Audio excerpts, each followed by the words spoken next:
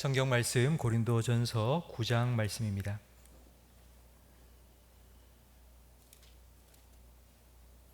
신약 성경 273면입니다. 고린도전서 9장 19절부터 27절까지 우리 저와 성도님들 한 절씩 번갈아 가며 읽겠습니다. 내가 모든 사람에게서 자유로우나 스스로 모든 사람에게 종이 된 것은 더 많은 사람을 얻고자 함이라. 유대인들에게 내가 유대인과 같이 된 것은 유대인들을 얻고자 함이요 율법 아래에 있는 자들에게는 내가 율법 아래에 있지 아니하나 율법 아래에 있는 자와 같이 된 것은 율법 아래에 있는 자들을 얻고자 함이요 율법 없는 자에게는 내가 하나님께는 율법 없는 자가 아니요 도리어 그리스도의 율법 아래에 있는 자이나 율법 없는 자와 같이 된 것은 율법 없는 자들을 얻고자 함이라. 약한 자들에게 내가 약한 자와 같이 된 것은 약한 자들을 얻고자 함이요 내가 여러 사람들에게 여러 모습이 된 것은 아무쪼록 몇 사람이라도 구원하고자 함이니 내가 복음을 위하여 모든 것을 행함은 복음에 참여하고자 함이라. 운동장에서 다름질하는 자들이 다 달릴지라도 오직 상을 받는 사람은 한 사람인 줄 너희가 알지 못하느냐. 너희도 상을 받도록 이와 같이 다름질하라. 이기기를 다투는 자마다 모든 일에 절제하나니 그들은 썩을 승리자의 관을 얻고자 하되 우리는 썩지 아니할 것을 얻고자 하노라.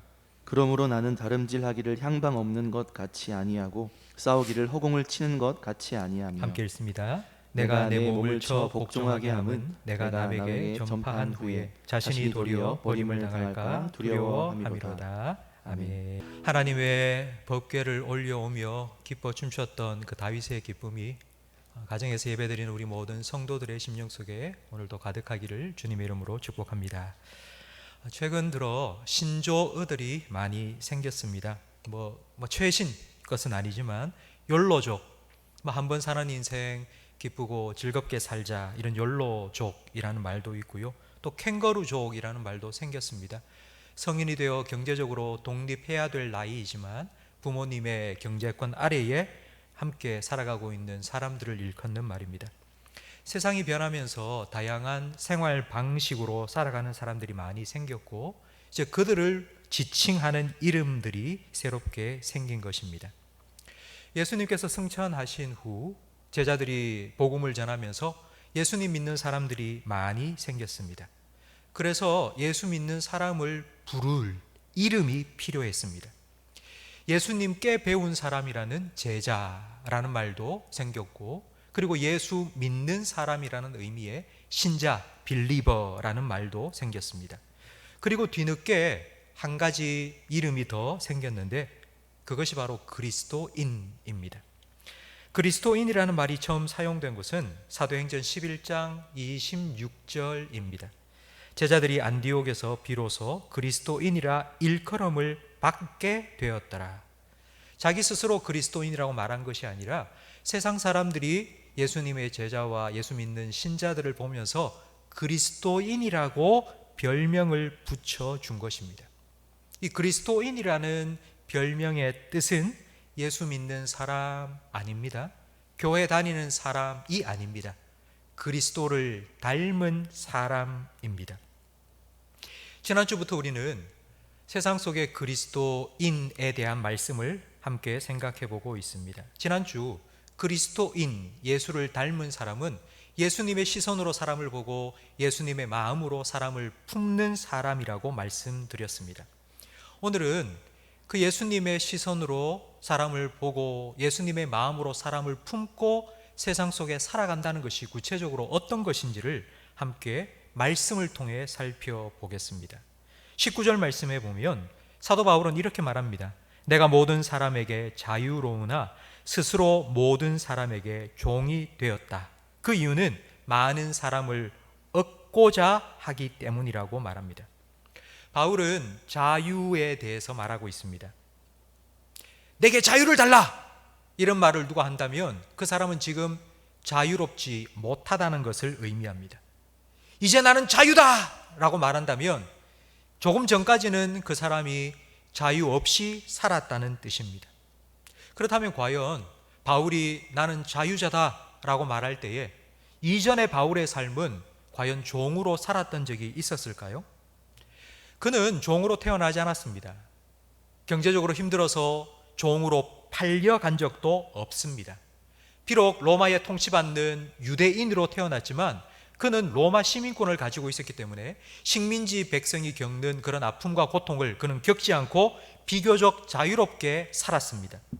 그렇다면 바울이 말하는 자유, 나는 자유다, 나는 이제 자유롭다 라고 말할 때 그 자유는 무엇으로부터의 자유일까요?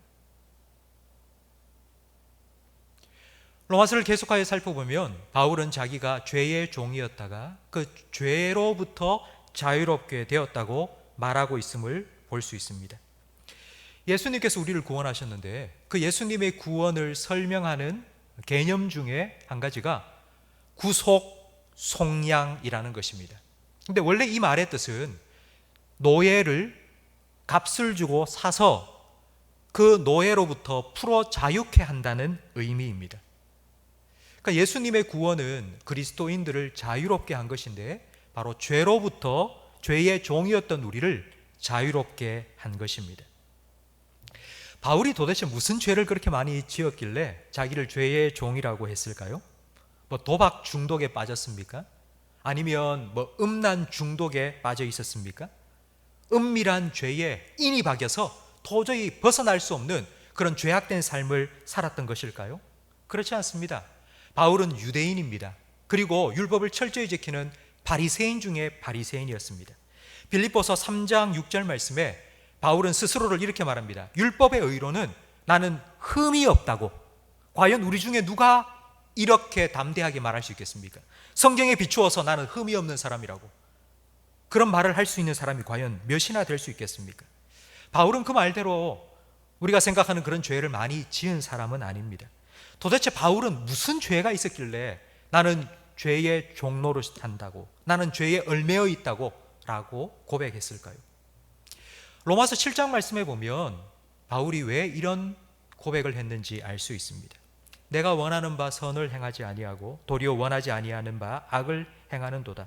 내가 원하지 아니하는 그런 악을 행하는 것은 내 속에 거하는 죄 때문이다. 그러면서 로마서 7장 24절에 바울은 이렇게 탄식합니다.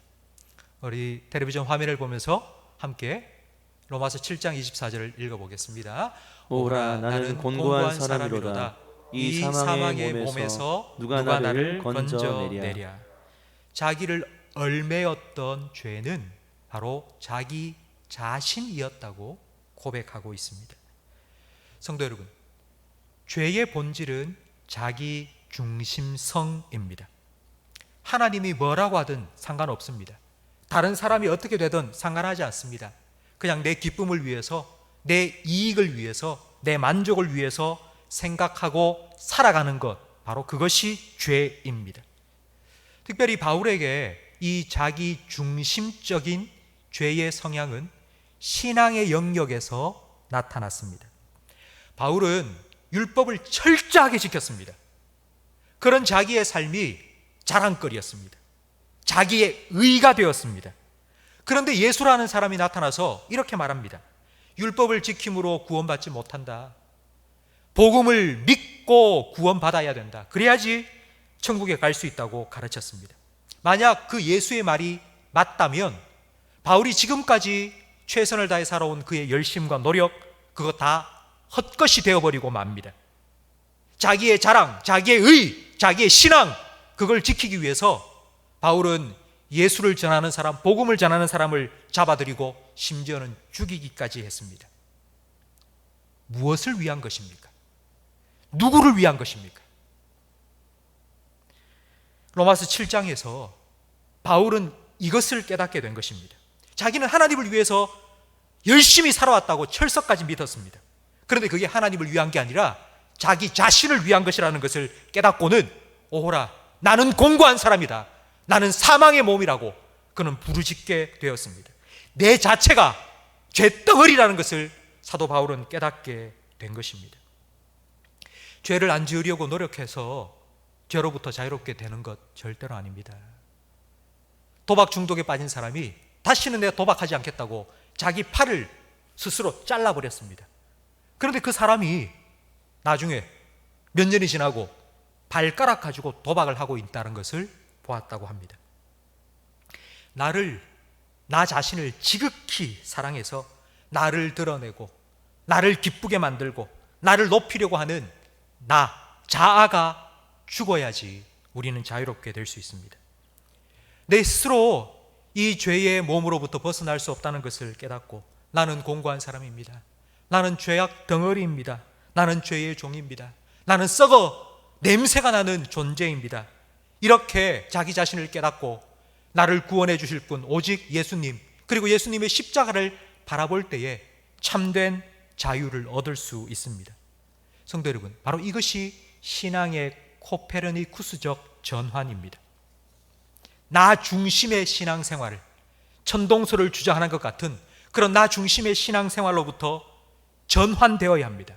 예수님 중심, 십자가 중심의 신앙으로 전환되어야지만이 우리는 죄로부터 자유함을 얻을 수 있고 죄의 문제를 해결받을 수 있습니다. 성도 여러분, 예수님께서는 누구든지 나를 따라오려거든 어떻게 해야 된다고 말씀하셨습니까? 누구든지 나를 따라오려거든 예배를 잘 드려라 말씀하셨습니까? 아니면 헌금을 많이 해라 그렇게 말씀하셨습니까? 아니면 전도를 많이 해라 말씀하셨습니까? 그렇지 않습니다. 예수님께서 누구든지 나를 따라오려거든 자기 부인하고 자기 십자가를 지고 나를 따라오라고 말씀하셨습니다. 바울은 이 예수님의 말씀에 순종했습니다. 그리고 내가 여러분에게 자랑할 것 딱 한 가지가 있는데, 내가 날마다 죽노라고, 내가 얼마나 율법을 철저히 지키고 내가 얼마나 거룩하게 사는지, 이전에는 그것이 나의 자랑이었지만 이제는 그게 내 자랑이 아니라고, 나의 자랑은 오직 한 가지, 나는 날마다 죽노라고, 날마다 죽노라고. 그리고 오늘 우리가 함께 읽은 본문 27절 말씀에 보면 바울은 이렇게 말합니다. 내가 내 몸을 쳐서 복종한다. 왜냐하면 내가 남에게 복음을 전한 후에 나 자신이 도리어 버림을 당할까 두려워하기 때문이라고 말합니다. 이 말은, 내가 버림을 당한다는 이 말은 구원을 받지 못한다는 뜻이 아닙니다. 내가 복음을 전하면서 하고 있는 이 모든 일들이 주님을 위해서 한다고 생각했는데 나중에 나 자신을 위한 것이라는 것이 드러나게 될까 봐 두렵다는 의미입니다. 여러분, 오늘 19절 말씀을 여러분 다시 한번 보시기 바랍니다. 내가 모든 사람에게 자유로우나, 모든 사람에게 자유합니다. 내가 하고 싶은 것 하면서 살 수 있습니다. 내 멋대로 살아갈 수 있습니다. 그러나 바울은 자기 스스로를 모든 사람에게 종이 되게 합니다. 그 자유를 내려놓았습니다. 내가 할 수 있는 권리를 포기했습니다. 그리고 스스로 종이 되었습니다. 그런 삶이 어떤 것인지 20절부터 22절에 구체적으로 설명해 줍니다. 유대인에게는 유대인처럼 되었고 이방인들에게는 이방인처럼 되었습니다. 믿음이 약한 사람에게는 약한 사람처럼 되었습니다.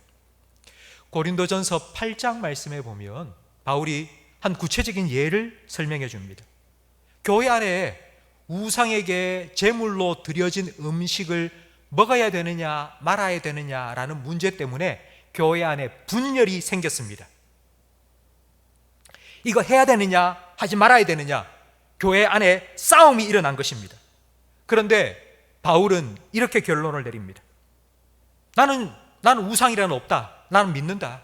하나님 한 분만 참된 하나님이시다. 그래서 우상에게 드려진 제물 그거 아무 소용없다. 그냥 먹어도 된다.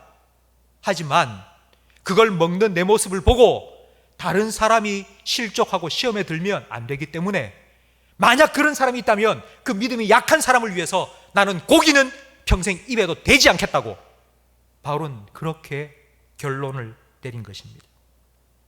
사람들은 이런 바울의 모습을 보면서, 야, 사도 바울 믿음이 좋은 줄 알았지만 저렇게 믿음이 없어?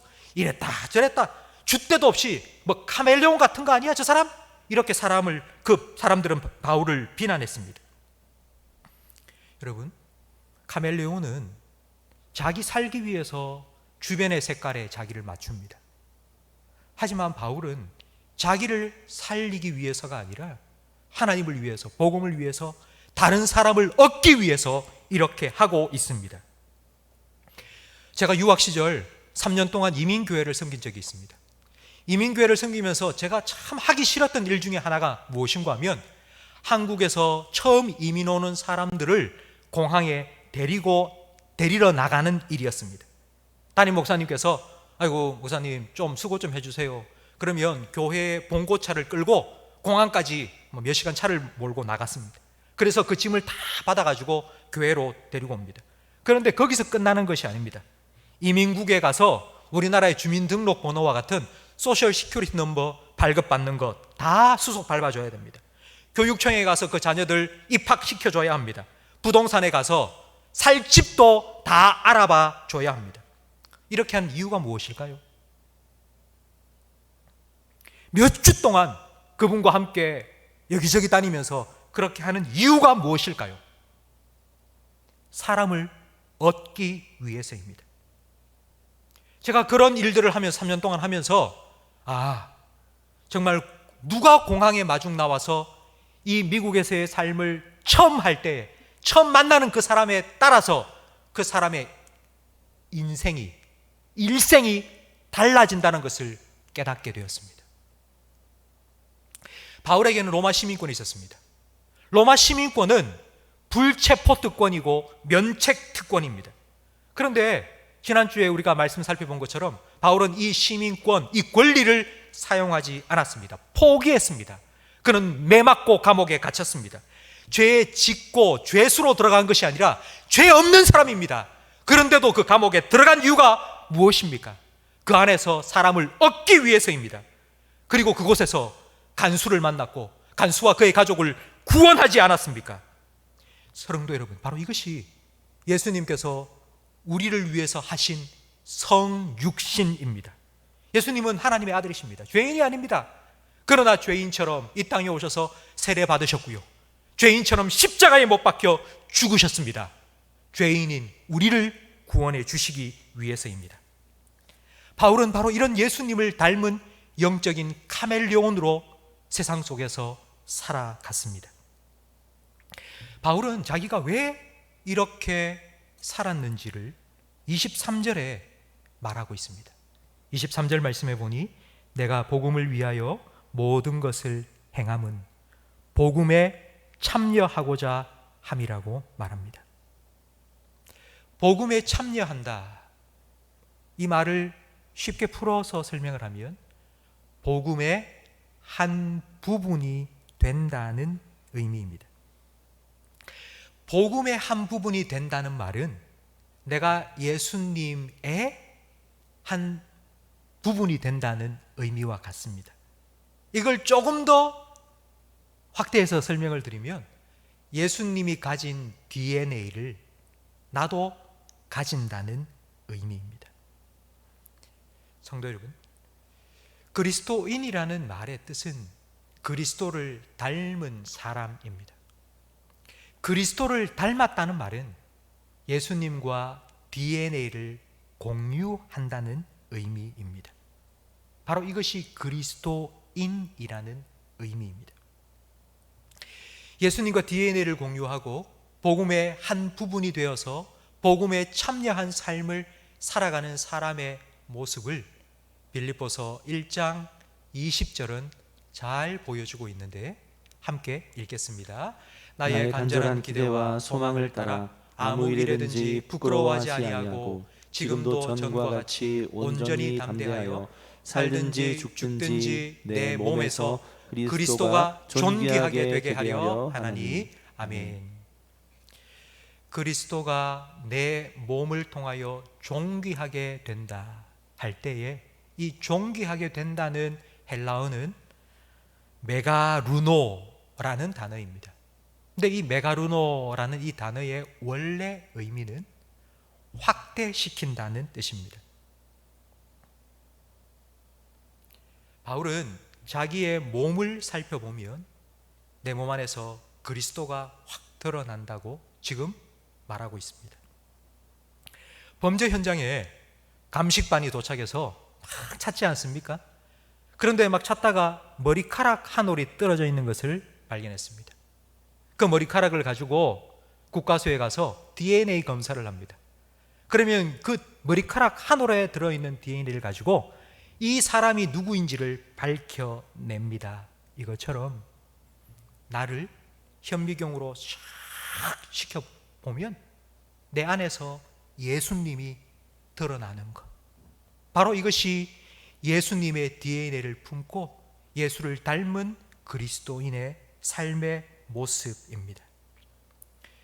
지난주 제가 설교를 하면서 여러분에게 이런 말씀을 드렸습니다. 세상 사람들이 우리에게 요구하는 건 하나님을 보여달라는 것이 아닙니다. 하나님을 믿고 사는 우리의 모습을 보여달라는 의미입니다. 우리의 말을 통해서, 우리의 삶을 통해서 하나님이 어떤 분인지 드러내는 것, 이것이 바로 오늘 본문 23절의 복음에 참여한다는 의미입니다. 이 말에는 극과 극의 180도 완전히 다른 두 가지 결론이 있습니다. 우리를 통해 복음이 드러나는, 복음에 참여하는 삶의 극과 극의 두 가지 완전히 다른 결론. 우리 그리스도인이 어떻게 사느냐를 보면서 세상 사람들은 예수님이 이런 분이구나 라는 것을 이해할 수도 있고요, 예수라는 건 저런 건가? 라고 오해할 수도 있습니다. 이건 180도 극과 극의 완전히 다른 결론입니다. 인도에서 비폭력 운동을 이끌었던 마하트마 간디, 그 간디는 이런 말을 했습니다. 나는 그리스도는 좋지만 그리스도인은 싫다. 그는 신앙생활을 하지 않았습니다. 세상 사람들이 이 마하트마 간디와 같이 이해심이 깊어서 예수님과 교회를 분리시켜 생각해 주면 좋겠는데요, 저는 정말 그렇게 했으면 좋겠습니다. 세상 사람들이. 그런데 그렇게 하지 않습니다. 목회자 한 사람이 잘못하면요, 모든 목회자 싸잡아서 욕합니다. 한 교회가 잘못하면 교회가 싸잡아서 비난합니다. 성도 한 사람이 잘못하면 예수 믿는 사람들은 이라고 다 뭉뚱그려서 욕합니다. 그렇기 때문에 우리는 이 문제에 대해서 심각하게 고민해야 됩니다. 그냥 얼렁뚱땅 넘어가는 게 아니라 심각하게 고민해야 합니다. 세상 속의 그리스도인으로서 과연 내가 어떻게 살고 있는지 우리는 심각하게 고민해야 됩니다. 어느 한 성도님이 이런 말씀을 하셨습니다. 신앙생활이 공짜 폰과 같다라는 겁니다. 그게 무슨 말입니까? 라고 물어보니까 처음에는 공짜라고 해서 받아서 썼답니다. 그런데 약정기간이 딱 끝나고 나자 청구서가 날라오기 시작하는데 이거 붙어서 막 엄청나게 막 요금이 올라갔다는 거예요. 그러면서 하는 말이, 신앙생활 처음에는 쉽게 생각했는데 시간이 지나면 지날수록 왜 이렇게 어려워지는지 모르겠습니다 라고 말씀을 하신 겁니다. 여러분 혹시 그런 생각하지 않으셨어요? 신앙생활 왜 하면 할수록 이렇게 어려워지는 걸까요? 그 이유는 우리 신앙생활의 영역이 교회에만 머물다가 세상 속으로 확대되기 때문입니다.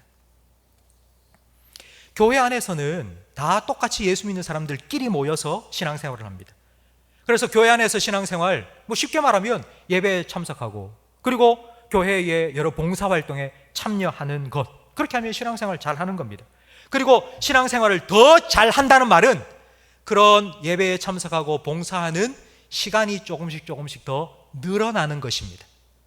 주일 예배만 참석했던 사람이 수요 예배도 참석하고 금요 기도회도 참석하고 새벽 기도회도 참석하고, 그러면 저 사람이 참 믿음이 자랐다고 우리는 말하지 않습니까? 봉사 한 가지를 하는 사람이 1시간 더, 2시간 더, 또 다른 봉사도 하면서, 그러면서 신앙이 자랐다고, 믿음 좋다고 우리는 그렇게 인정합니다. 그런데 세상 속에서 신앙생활을 한다는 건 어떤 것일까요? 세상 속에서 신앙생활을 하면 할수록 여러분 힘들지 않습니까? 고민이 더 많아지지 않습니까? 과연 어떻게 살아가는 것이 정말 주님 뜻대로 사는 것일까? 주님, 지금 이렇게 이중장부를 싸라고 합니다. 어떻게 해야 됩니까? 주님, 다른 사람은 다 저렇게 하는데 이렇게 하는 게 맞습니까?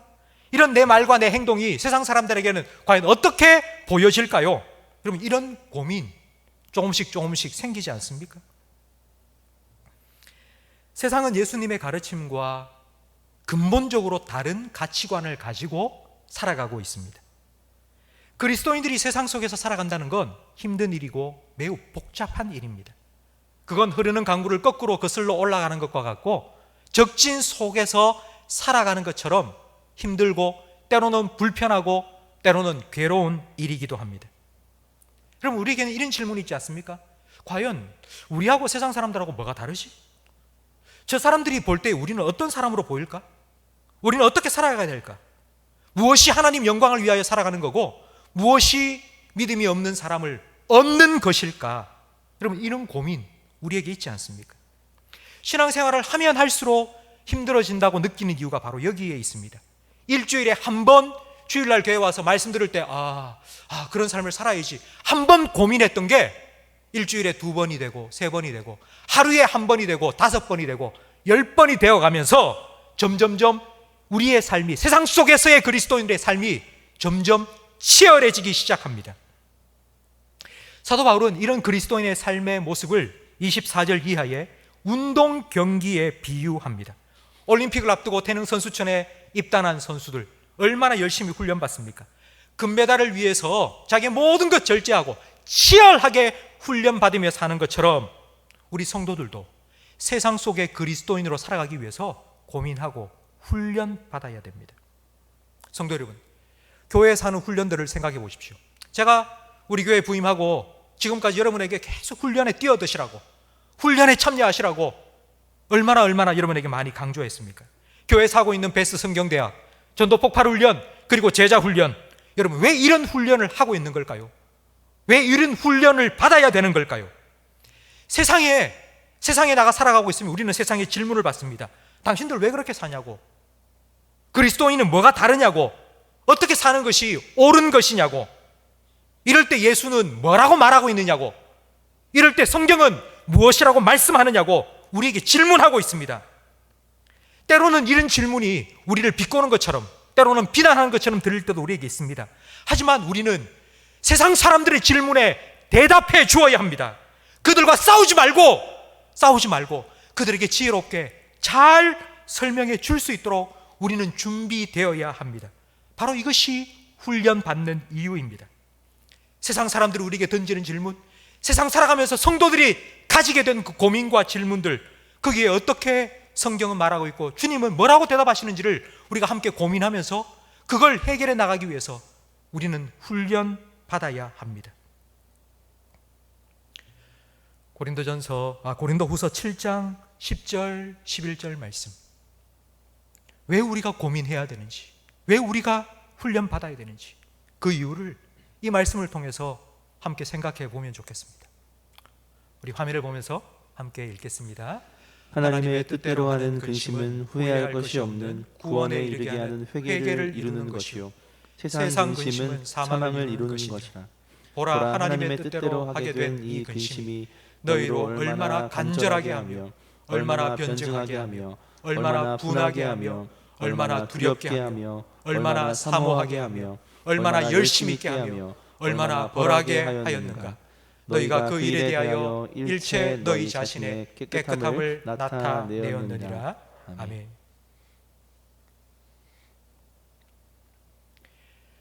교회에서 하는 훈련은, 여러분 오해하지 말고 들으시기 바랍니다.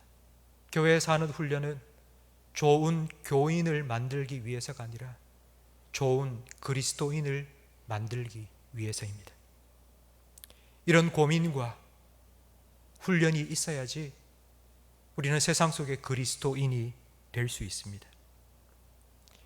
이런 치열함을 나 힘들어요, 고민하고 목사님 제발 좀 그런 거 하지 마세요, 가뜩이나 세상 사는 것도 힘들어 죽겠는데 교회까지 와가지고 목사님 뭐 이래라 저래라, 제발 그런 말 좀 하지 마세요, 그냥 은혜 받고 갔으면 좋겠어요. 여러분 그거 힘들다고 포기하면 아담과 하와처럼 뱀의 유혹에 쉽게 넘어갈 수밖에 없습니다. 우리는 아담과 하와의 인류 최초의 범죄가 불순종이라고 알고 있습니다. 그런데 불순종의 죄를 범하게 된 근본적인 이유가 있습니다. 그것은 바로 생각의 게으름입니다. 뱀이 뭐라고 말할 때 잠깐만 하나님이 뭐라고 말씀하셨는지를 한번 생각해 볼게 하고 생각 좀 했어야죠. 고민 좀 했어야죠. 생각이 안 나면 하나님 찾아가서 하나님 뭐라고 말씀하셨는지 한 번 더 얘기해 주세요, 아니 하나님께 물어봐야죠. 근데 아담과 하와는 그렇게 하지 않았습니다. 고민하지 않았습니다. 생각의 게으름에 빠졌습니다. 그 결과 뱀이 하는 말에 홀딱 넘어가고 말았습니다. 지금 우리는 수많은 소리들 속에 파묻혀 살아가고 있습니다. 여러분 핸드폰, 여러분 아마 하루에도 몇 수십 번 카톡 하면서 다른 사람이 보내온 수많은 영상들과 아마 말들을 여러분 보고 아마 살아가실 겁니다. 들어보면 전부 다 자기가 하는 말이 옳다고, 이게 진짜라고, 진리라고 다 말하고 있습니다. 성도 여러분, 속지 마세요. 믿지 마세요. 다 함부로 믿지 마세요. 고민해 보세요. 하나님 말씀에 비추어 보세요. 그 사람들이 하는 말이 지금 이 상황에 하나님께서 주신 말씀인지를 고민해 보세요. 지금 이 상황에 과연 하나님의 영광을 드러내는 것인지, 다른 많은 사람들을 얻을 수 있는 것인지 우리는 고민해야 됩니다. 저는 여러분에게 간절히 부탁드립니다.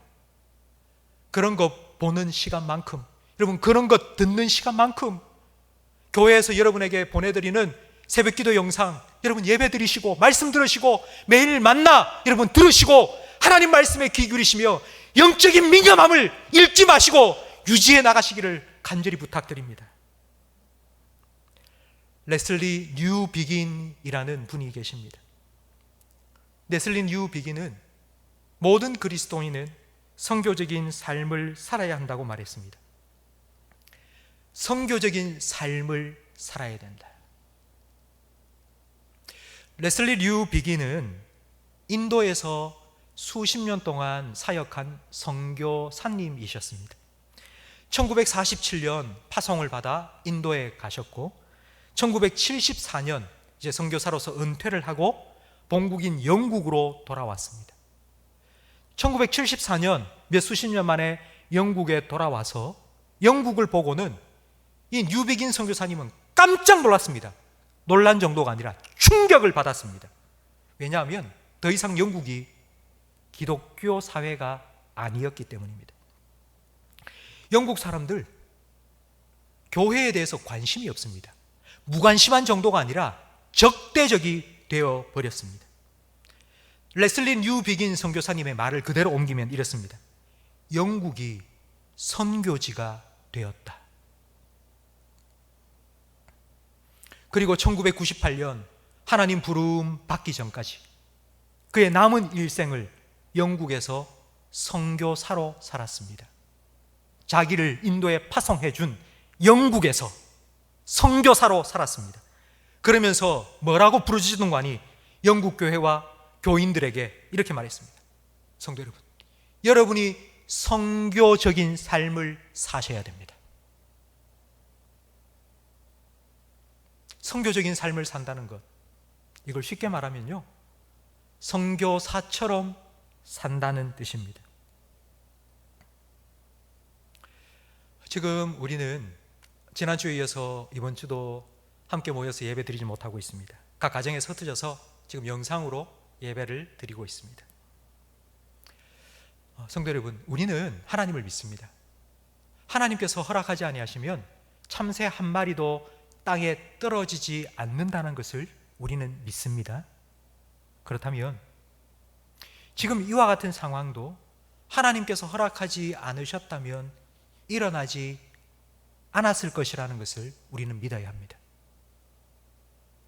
그렇다면 이제 우리는 이런 고민을 한번 해보아야 되지 않겠습니까? 왜 하나님께서 이런 시간을 우리에게 주신 걸까요? 교회는 예배를 목숨처럼 여기고 있지 않습니까? 함께 모여서 예배드리는 것이 교회의 본질이라고 우리는 생각하고 있지 않습니까? 그런데 왜 하나님께서는 함께 모여서 예배드리지 못하게, 각 가정이 흩어져서 예배드릴 수밖에 없는 이와 같은 시간을 우리에게 주신 걸까요?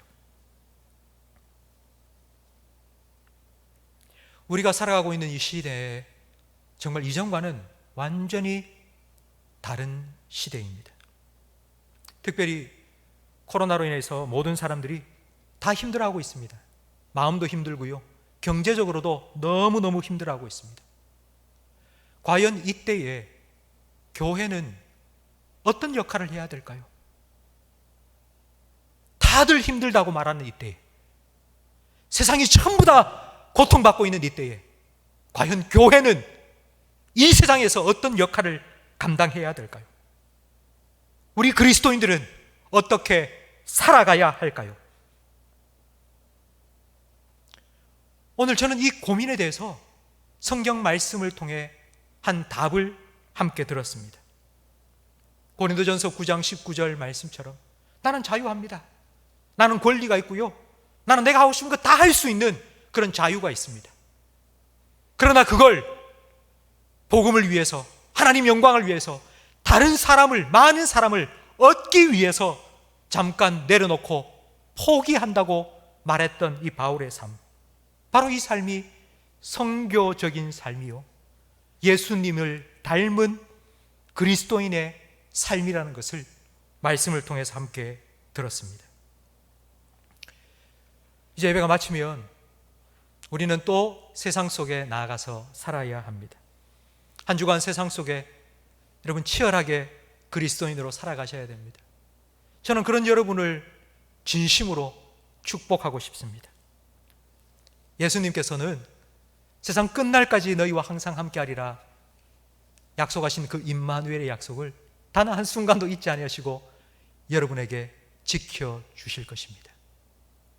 주님께서 여러분과 함께 하시며 여러분에게 필요한 일용할 은혜를 때마다 허락해 주실 것입니다.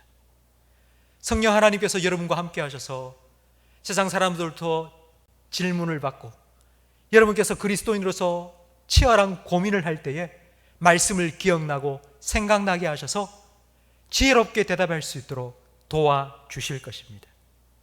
그리고 여러분을 통해서 주님께서는 반드시 영광 받으실 것입니다.